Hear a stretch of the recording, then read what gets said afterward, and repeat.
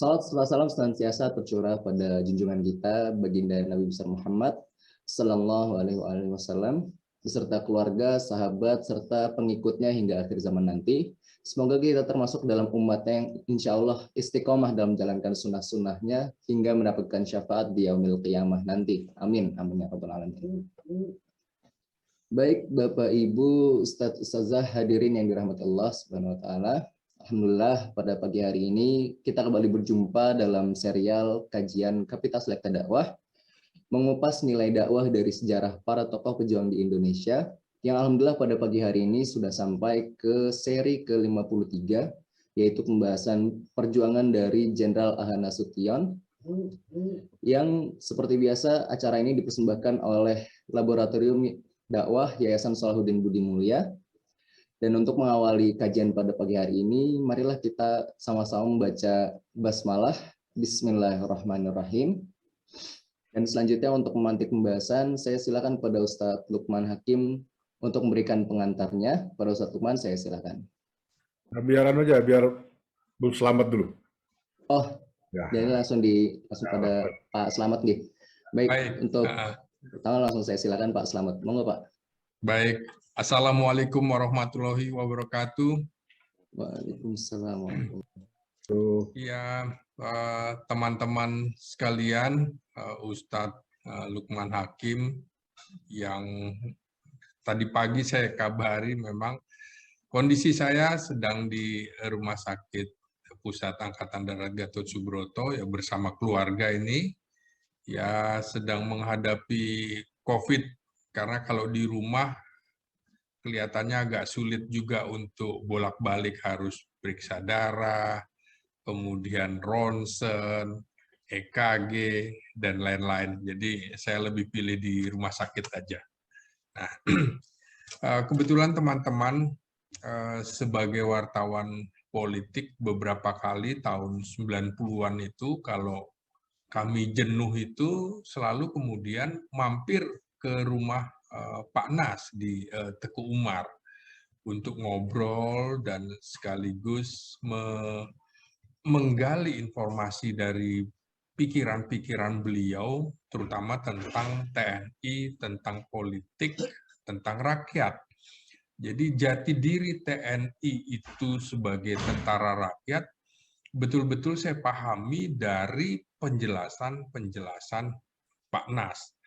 Nah, kalau bicara dakwah, Pak Nas ini yang saya kenal dari pengakuannya memang dari keluarga yang sangat Islami ya.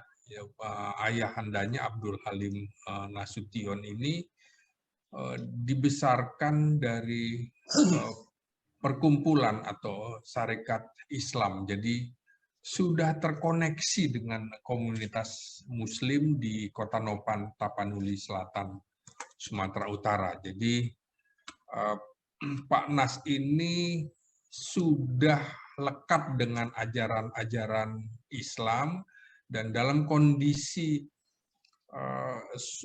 di Tapanuli Selatan memang nuansa Islaminya sangat kental begitu ya. Barangkali yang sangat Islami di Sumatera Utara antara lain adalah di Tapanuli Selatan. Nah, dalam perjalanannya ternyata memang untuk mencari sekolah itu tidak mudah. Karena itu Pak Nas ini sebenarnya orang Sumatera Utara tapi sangat Jawani. Sangat Jawani karena bersekolah itu di Jogja ya, di HIS ya waktu itu setingkat SD, kemudian juga HIK setingkat SMP, dan kemudian AMS golongan B atau setingkat SMA di Jakarta. Jadi budaya Jogja, budaya Jawa itu juga dipelajari betul oleh Pak Nas, karena hampir sekitar 9 tahunan hidup di Jogja. Jadi jangan-jangan nih lebih Jogja juga daripada Ustadz Lukman Hakim. Nah, baru selepas SMA itu tahun 38 masih penjajahan Belanda begitu. Pak Nas ini memilih kembali ke Sumatera, tapi bukan ke Sumatera Utara, namun ke Bengkulu dan Palembang sekitar 2 tahunan menjadi guru. Nah, jadi memang jiwa pendidik sudah muncul karena kemudian dalam pengertian dia ingin mentransformasikan ilmu kepada penduduk, karena memang saat itu Indonesia masih di bawah penjajahan Belanda, pendidikan tentu belum banyak yang didapatkan oleh masyarakat.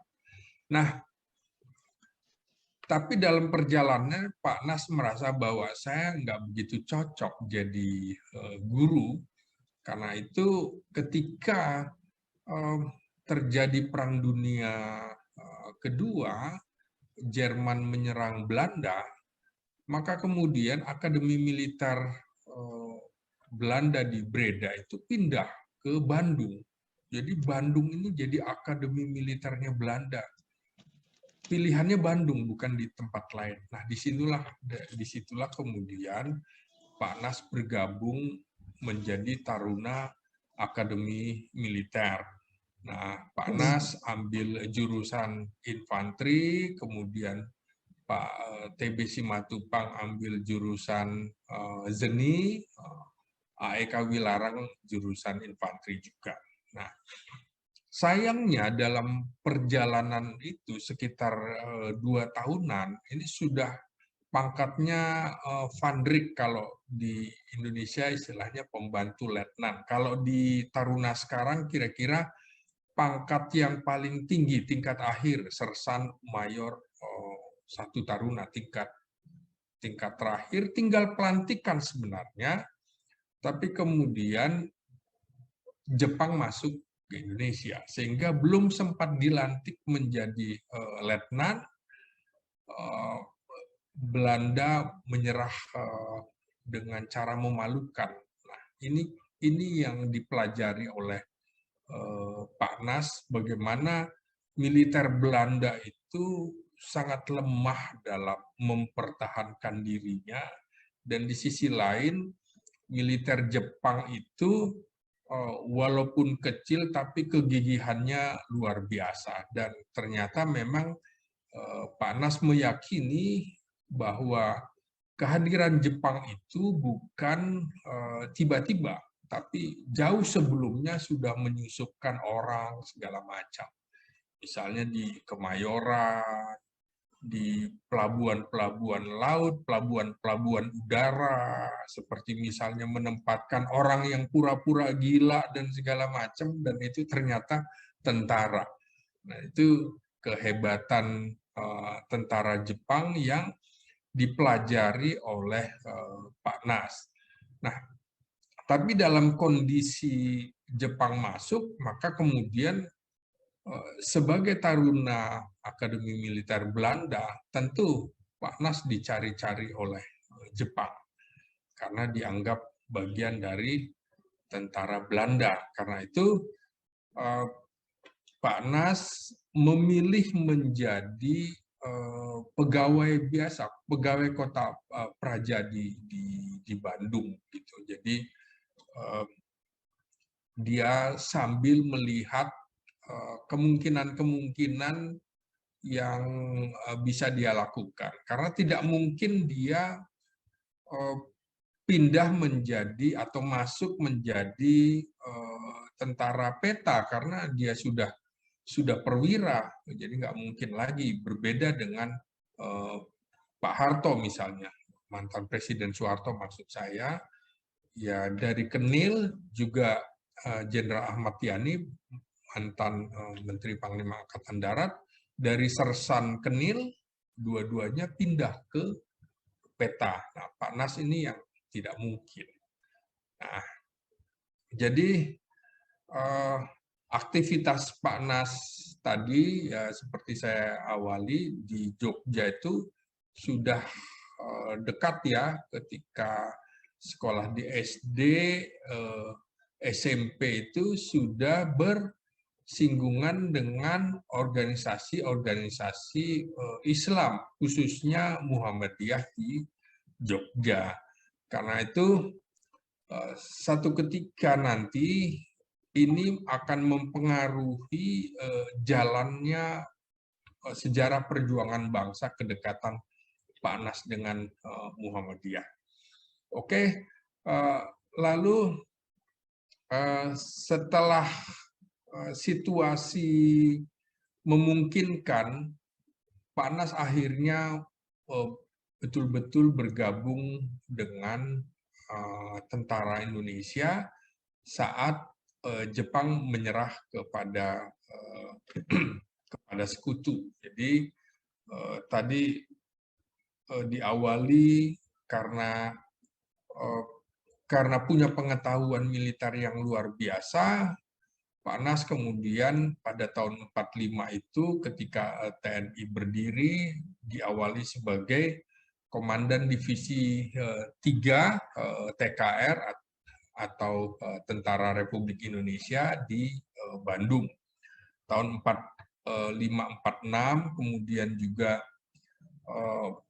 Pak Nas ini menjadi Komandan Divisi 1 Siliwangi tahun 46-48. Nah, disinilah kemudian Siliwangi ini tidak bisa dilepaskan dari nama Pak Nas.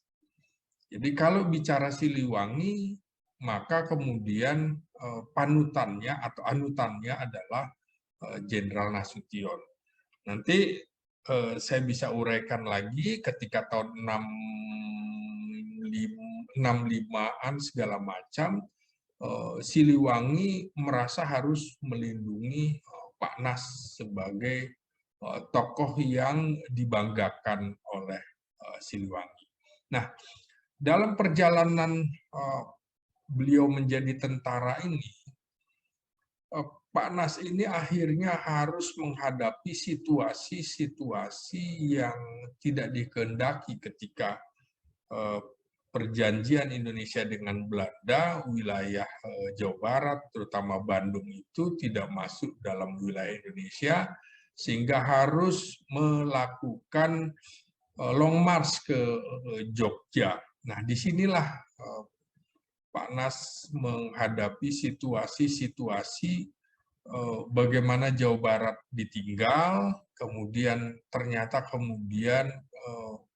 terjadi pergolakan DITI, jadi merasa ditusuk dari belakang ketika kemudian tahun 48 itu mengatasi situasi di Jawa Tengah, menghadapi juga situasi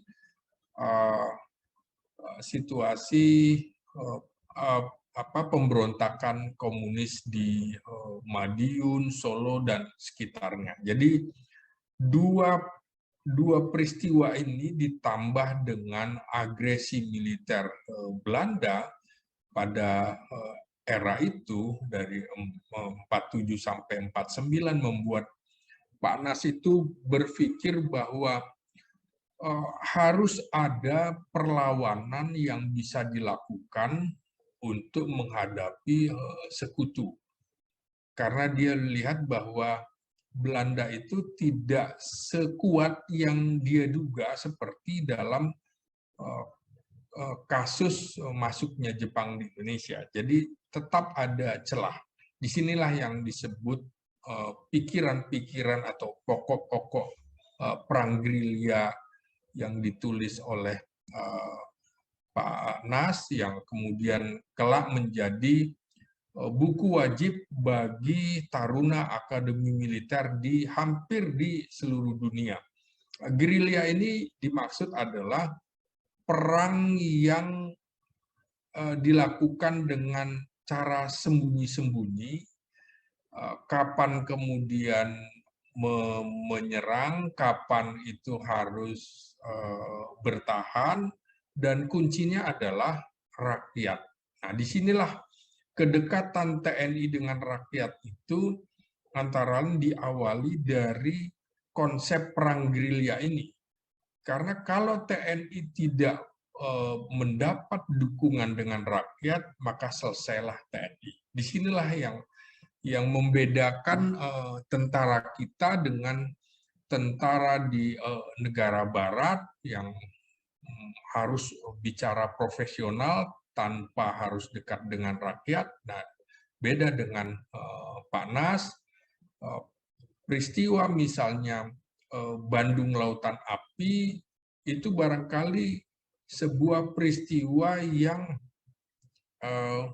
bagaimana ia bisa meyakinkan rakyat karena dekat dengan rakyat, rakyat rela untuk melakukan membakar kotanya agar Belanda tidak bisa masuk ke Bandung Selatan ketika Bandung Utara dikuasai Belanda. Nah, ini yang dilakukan oleh Pak Nas ini akhirnya juga dilakukan di Sumatera Utara oleh Jamin Ginting ketika Belanda pun mau masuk ke Aceh, tapi dibendung oleh pasukan Jamin Ginting dengan peristiwa semacam Bandung Lautan Api, Tanah Karo dibakar, jadi Belanda juga nggak bisa masuk.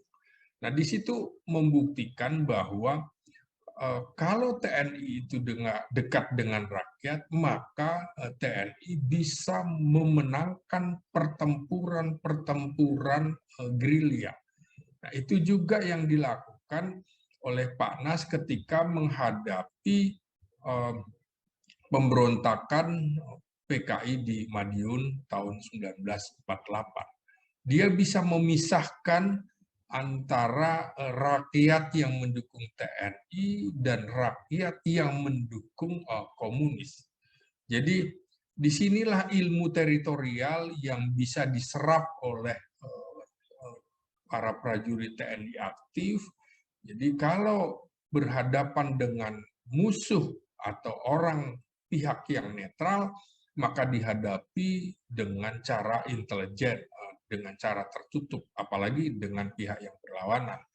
Tapi kemudian teritorial itu bisa dilakukan kalau sudah dekat dengan rakyat.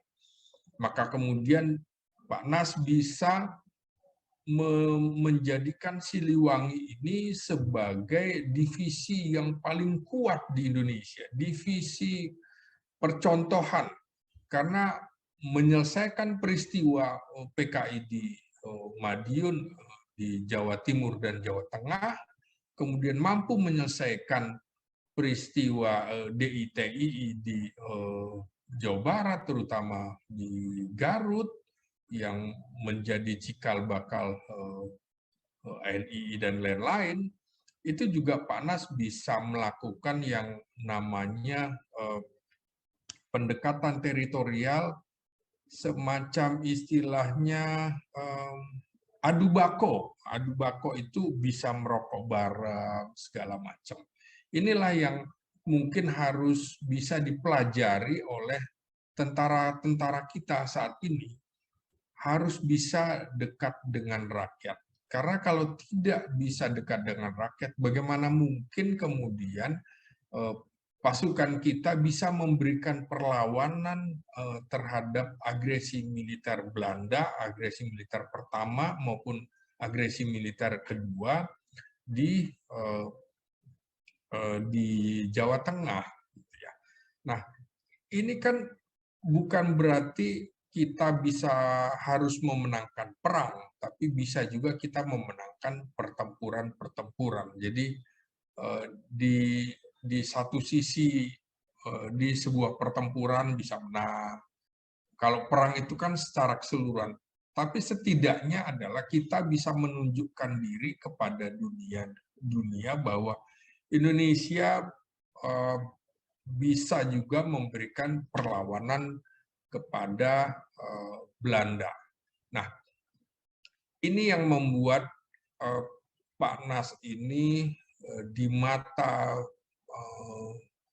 para panglima divisi termasuk yang sebenarnya dijagokan atau dinominasikan menjadi panglima besar waktu itu, tapi memang saat itu ada yang tidak menguntungkannya. Pertama, lagi-lagi mohon maaf, Pak Nas ini berasal dari Sumatera, sementara konferensi untuk mendapatkan panglima besar itu dilakukan di Jawa, dan juga kebanyakan berasal dari tentara yang berasal dari Pulau Jawa, plus lagi adalah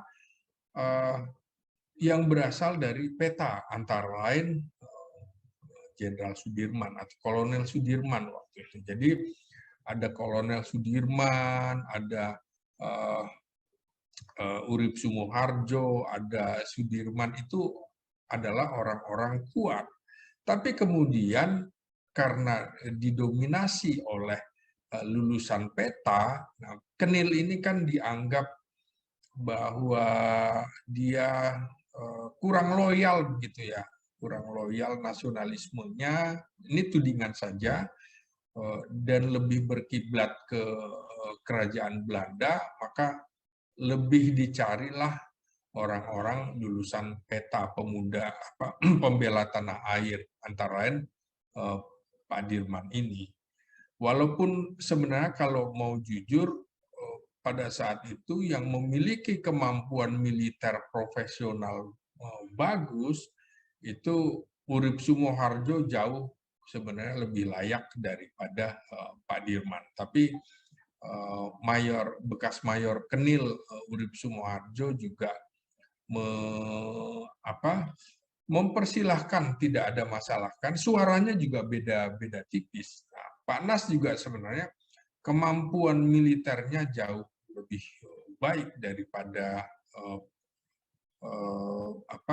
Pak Dirman. Tapi kita bisa belajar dari tiga tokoh itu bagaimana mereka bisa menyatu begitu ya, tidak lagi berpikir siapa yang akan terpilih menjadi panglima besar. Nah, pada akhirnya memang Jenderal Sudirman juga memilih Nasution menjadi Kasat, tapi diawali oleh Kolonel Gusti Pangeran Haryo Jatikusumo sebagai Kasat pertama tahun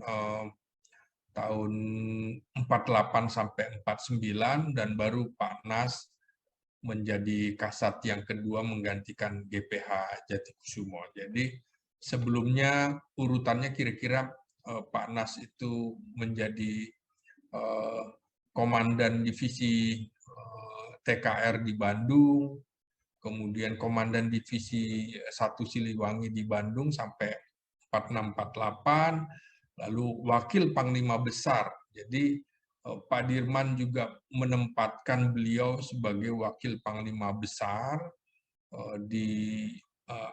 merangkap sebagai Kepala Staf Operasi Markas Besar Angkatan Perang Indonesia di Jogja. Baru kemudian turun sebenarnya jadi Panglima Komando Jawa, tapi dia juga yang mengendalikan segala persoalan perang di Pulau Jawa pada tahun 48-49. Jadi Pak Nas menjadi Kasat tahun 49 sampai 52, kemudian menarik lagi pada peristiwa 17 Oktober 52 itu, setelah peristiwa 17 Oktober 52 dipecat, kemudian kasus pemecatan inilah yang membuat Pak Nas belajar merenungkan diri bahwa gaya Sumatera yang ditawarkan oleh Pak Nas ini nggak cocok dengan gaya Jawanya Presiden Soekarno. Karena itu akhirnya Bung Karno juga memahami bahwa dia harus merenungkan kembali bahwa tidak banyak tentara yang memiliki kemampuan militer bagus, kemudian juga berpikir buat bangsa yang terbaik juga. Akhirnya Pak Nas kembali menjadi Kepala Staf Angkatan Darat pada tahun 1955-1962. Nah, peristiwa pemecatan Pak Nas, juga pemecatan rekannya TB Simatupang pada tahun setelah peristiwa 52 ini juga menjadi sebuah pelajaran bagi kita semua, terutama kalangan politisi sipil, jangan terlalu mencampuri urusan militer terlalu dalam. Ini kan kemarahan tentara pada peristiwa 17 Oktober 52 ini antara lain adalah bagaimana tentara bisa dipengaruhi oleh orang-orang di dalam klik-klik tentara kemudian mempengaruhi Soekarno. Inilah yang saya tidak sebutkan nama-nama yang terlibat agar lebih etis saja masalahnya. Jadi lagi-lagi kemudian ketika Pak Nas itu menjadi Kasat tahun 1955-1962, di ujungnya juga pada tahun 62, jadi setelah 7 tahun menjadi Kasat yang kedua, total sebenarnya jadi ada sekitar 10 tahun ini Pak Nas menjadi Kasat kalau digabungkan dengan tahun pertama tahun 49 sampai 52 dan 55 sampai 62. Nah, ini membuat semacam pelajaran berharga juga bagi bangsa Indonesia. Lagi-lagi akhirnya Pak Nas dengan kedekatannya dengan kelompok Islam, lagi-lagi kemudian memperlihatkan sikap gaya Sumateranya yang tidak setuju dengan Presiden Soekarno, terutama dalam hal Nasakom. Jadi bulan madunya itu memang berlangsung ketika dekrit Presiden 1955 sampai dengan cara melawan Belanda kembali dalam peristiwa pembebasan Irian Barat. Jadi Pak Nas ini ternyata memang seorang yang mempunyai kemampuan bahasa yang luar biasa, baik bahasa Inggris maupun bahasa Belanda, dan ini diandalkan oleh Presiden Soekarno untuk melakukan lobby-lobby atau diplomasi militer ke negara-negara Barat awalnya untuk melawan Belanda dalam rangka mengembalikan Irian Barat ke pangkuan Ibu Pertiwi. Pak Nas, maaf Pak Slamet, waktunya ya. 5 menit lagi nggih. Oke, baik. Jadi Pak Nas ini awalnya dalam lobby-lobby itu kurang berhasil, tapi memang tidak ada sesuatu yang mudah, tapi lagi-lagi kemudian ia bisa meyakinkan negara-negara Barat untuk membantu peralatan atau alat utama sistem senjata Indonesia, begitu juga kemudian ke Eropa Timur, ke blok komunis. Nah, inilah yang kemudian membuat Pak Nas itu lengkap. Nah, barangkali saya harus kemukakan juga peristiwa kemudian yang membuat Pak Nas itu harus menghadapi dilema adalah ketika Presiden Soekarno tetap mengumandangkan Nasakom dan dia terang-terangan kemudian menolak ide nasakomisasi Soekarno terutama ke pihak TNI. Nah, inilah yang membuat Soekarno marah kepada Nasution dan mengangkatnya ke posisi atas, Kepala Staf Angkatan Bersenjata, dan posisinya itu kemudian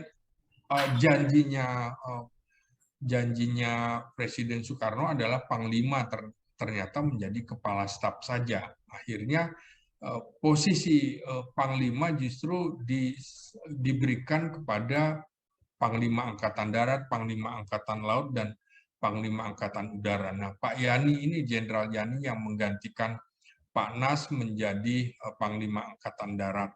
Nah, rupanya Pak Yani juga sama dengan Pak Nas, termasuk tentara yang menolak nasakomisasi. Tapi Pak Yani dengan gaya Jawanya tentu dia lebih bisa memahami kultur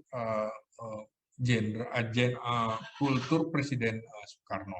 Saya kembali ke kedekatan Pak Nas dengan kelompok Islam ini. Tadi seperti saya katakan, beliau dilahirkan dari seorang ayah yang anggota Sarekat Islam, mulai dekat juga dengan kelompok Islam, terutama Muhammadiyah pada saat sekolah di HIS di Jogja, HIK di Jogja juga, dan lagi-lagi ketika SMA pun sudah berinteraksi dengan kelompok Sarekat Muhammadiyah di Jakarta.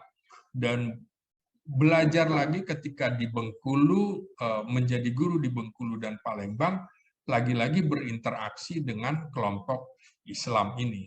Nah, jadi kita ingat peristiwa 30 September 1965, Pak Nas juga pada saat genting-gentingnya situasi melawan Nasakom, Pak Nas itu sedang berceramah pada tanggal 30 September tentang lagi-lagi pertahanan keamanan rakyat semesta kepada pimpinan Muhammadiyah Jakarta. Nah, ini bagaimana Pak Nas membangun kesadaran bela negara pada kelompok Muhammadiyah ini begitu besar. Jadi pada peristiwa 30 September itu Pak Nas ceramah tentang pertahanan keamanan rakyat semesta di pimpinan daerah Muhammadiyah. Itu kan peristiwa sangat genting. Kemudian juga kedekatannya ternyata dengan kelompok Islam lainnya juga cukup kuat, dengan PII, dengan NU, dengan Persis. Jadi dengan Persis ketika beliau di Siliwangi segala macam. Dengan NU ketika beliau menghadapi komunis di Jawa Tengah, Jawa Timur. Jadi Pak Nas ini sangat dekat dengan kelompok-kelompok Islam. Dan walaupun yang bersangkutan itu senior, tapi kemudian Pak Nas juga selalu mengingatkan bahwa kita punya tugas mulia, artinya tetap siapapun yang memimpin bangsa ini, saya harus kritis. Itu pernyataan Pak Nas ketika saya mewawancarai beliau. Maka kemudian jangan heran ketika Pak Nas yang menjadi dalam situasi genting menjadi ketua MPRS, yang bersangkutan mungkin baru pertama kali dalam sejarah Indonesia ketika itu ketua MPRS yang menolak pertanggungjawaban pidato pertanggungjawaban Presiden Soekarno, dan kemudian dia juga yang mengangkat Jenderal Soeharto sebagai pejabat presiden, lalu kemudian melantik Soeharto menjadi presiden pada tahun 68. Apakah kemudian Nasution nurut begitu aja seperti dikemukakan tadi saya kemukakan bahwa Pak Nas akan tetap bersikap kritis, dan itu nyata betul pada tahun 1980 dia termasuk yang memimpin petisi 50 mengkritisi kebijakan Presiden Soeharto yang merasa dirinya bagian dari personifikasi Pancasila. Saya pikir itu sebuah rangkuman yang bisa saya kemukakan tentang figur Jenderal Besar Abdul Haris Nasution. Demikian, terima kasih.